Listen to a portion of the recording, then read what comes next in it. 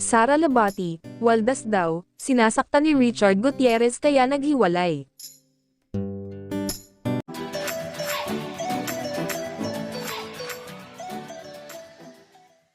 May pinakawalang banat si Annabel Rama tungkol sa malakas magwaldas ng pera.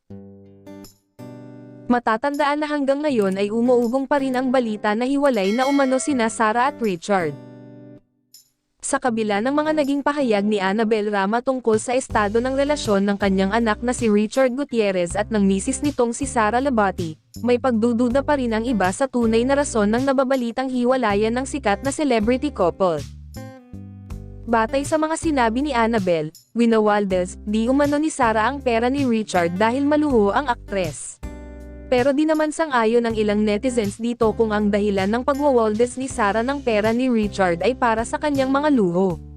Hindi naman daw mukhang maluho sa katawan si Sara. And in fact, si Richard pa raw ang nagregalo sa misis ng mamahaling kotse nung huling birthday ni Sara. Duda naman ng iba, maaring ang pagsuporta ni Sara sa kanyang mga magulang ang nakikitang dahilan ng pagwawaldas niya ng pera ni Richard. But just the same, nabababawan ng iba kung pagwawaldas ni Sara ng pera ni Richard lamang ang dahilan kaya may hiwalayan issue sa mag-asawa.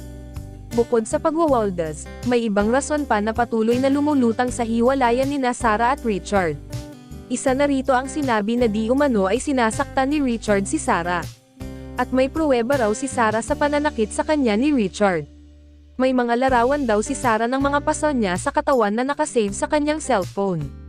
Nalaman daw ito ni Richard kaya kinuha niya ang cellphone ni Sara. Syempre, there's always two sides to a story. Bakit naman sasaktan ni Richard si Sara, if true? Hindi kaya dahil sa pagwawaldas ni Sara ng pera ni Richard kaya siya nasasaktan di umano ng aktor.